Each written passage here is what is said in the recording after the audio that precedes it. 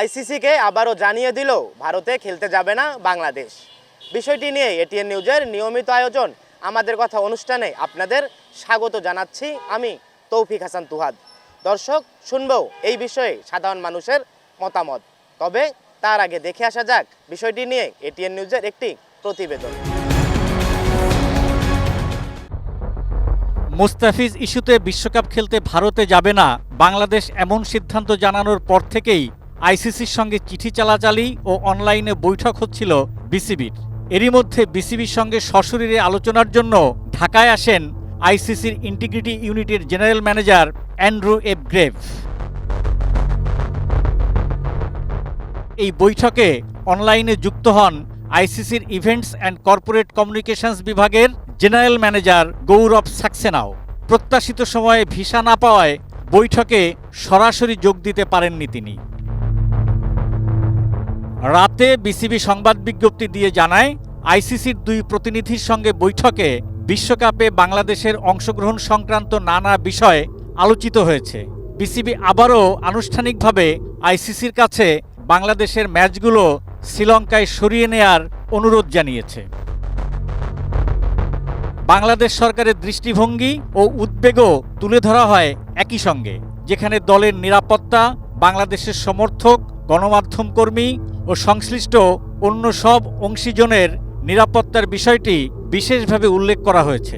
ন্যূনতম লজিস্টিক পরিবর্তনের মাধ্যমে বাংলাদেশকে ভিন্ন গ্রুপে স্থানান্তরের সম্ভাবনাও আলোচিত হয়েছে বলে জানিয়েছে বিসিবি।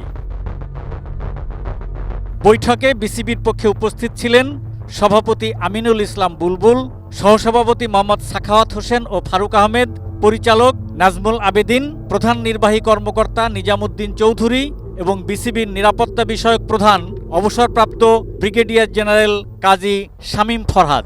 গঠনমূলক সংলাপ অব্যাহত রাখতে আইসিসি বিসিবি দুই পক্ষই একমত হয়েছে। পবিত্র কুণ্ডু, এটিএন নিউজ, ঢাকা। এতক্ষণ দেখলাম প্রতিবেদনটি, এবার শুনবো এই বিষয় নিয়ে সাধারণ মানুষের মতামত।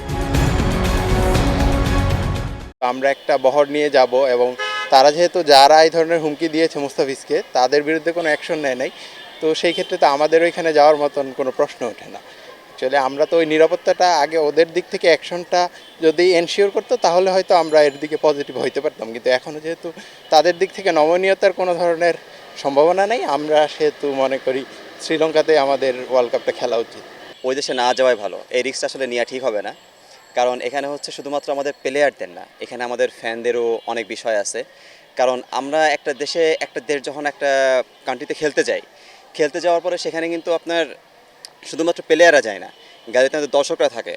আর ভারতের যে ধর্মবিদ্বেষ, ওদের মধ্যে যেই ধর্ম নিয়ে রাজনীতি ওরা যেভাবে করতে পারে, আমার কাছে মনে হয় যে ওইখানে প্লেয়াররা একরকমভাবে সেফে থাকতে পারবে, যে একটু দেখা যাচ্ছে গাড়িতে করে তারা হোটেলে যাওয়া আসা করতেছে, পুলিশের প্রোটেকশনে তারা আছে। কিন্তু সবথেকে সমস্যা হবে আমাদের দর্শকদের, যারা হচ্ছে মাঠে থাকবে। বাংলাদেশের ক্রিকেটারদের জন্য যতটুকু না ক্ষতি, তার চেয়ে বেশি ক্ষতি আমাদের যে সাংবাদিক, গণমাধ্যম কর্মী যারা আছে এবং সাথে যারা ওই যে আমাদের দর্শকরা দেখতে যাবে খেলা, তাদের উপরও একটা সমস্যা, যে কোনো সময় অ্যাটাক হতে পারে। এগুলোর কারণে বর্তমানে যে বাংলাদেশ তাদের দেশে খেলতে যাওয়ারও দরকার নেই।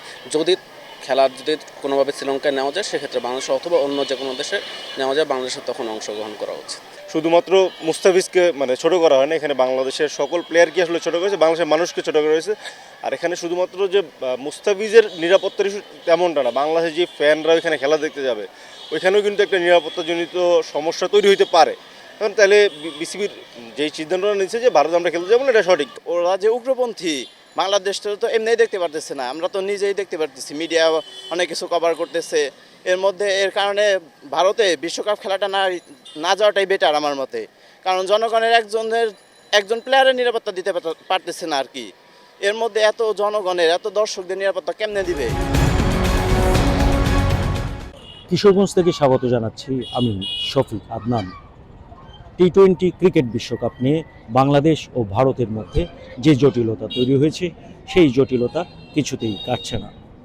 আইসিসিকে বিসিবি সরাসরি জানিয়ে দিয়েছে তারা ভারতে গিয়ে বিশ্বকাপ খেলায় অংশগ্রহণ করবে না। কিশোরগঞ্জের বিভিন্ন শ্রেণী পেশার মানুষ কি ভাবছেন তাই জানার চেষ্টা করব।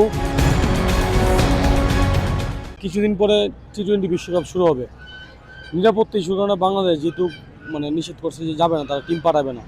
কিন্তু আমার মতে টিম পাঠানো উচিত।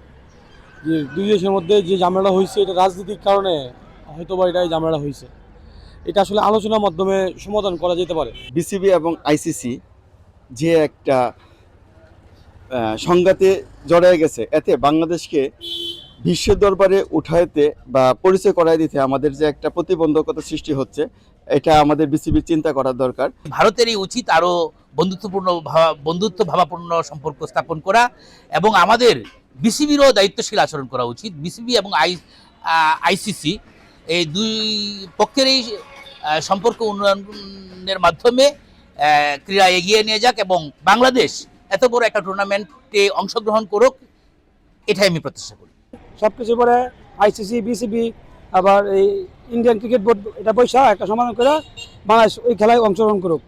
আমরা আসলে সাধারণ পাবলিক এটাই চাই। আন্তর্জাতিকভাবে ভারত হোক, পাকিস্তান হোক, বাংলাদেশ হোক কিংবা ইরান হোক, যে কোনো রাষ্ট্রের সাথে সম্পর্ক আমাদেরকে উন্নয়ন করা হয়তো সাংস্কৃতিকভাবে সবারই একটা কাম্য থাকে। বাংলাদেশের যদি খেলোয়াড়রা ভারতে যা, তাহলে এদের নিরাপত্তার নিশ্চয়তা নাই। তাই বাংলাদেশের লোকেরা যে বিসিবি যে সিদ্ধান্ত, একটু সঠিক সিদ্ধান্ত নিয়েছে। যদি অন্য কোনো দেশে যদি খেলাটা হয়, তাহলে আমার মনে হয় ভালো। আইসিসিকে আবারও জানিয়ে দিল ভারত খেলতে যাবে না বাংলাদেশ। এ বিষয়ে ক্রিকেট প্রেমীদের মতামত জানাতেই টাঙ্গাইল থেকে যুক্ত হয়েছি আমি নওশাদ রানা সানভি। এবং এই সিদ্ধান্তটা অত্যন্ত যুগোপযোগী সঠিক সিদ্ধান্ত।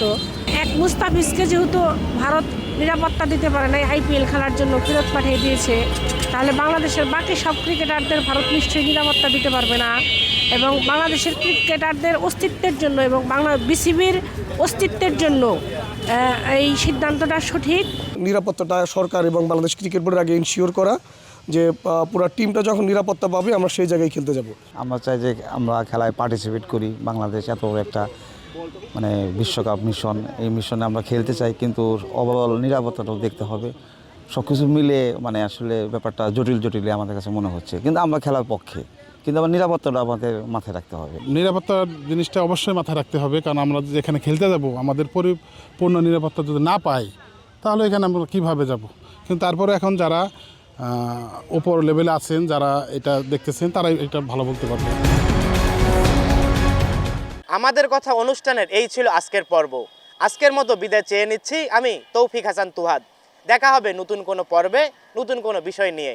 ততক্ষণ পর্যন্ত সুস্থ থাকুন, নিরাপদে থাকুন, চোখ রাখুন এটিএন নিউজের পর্দায়।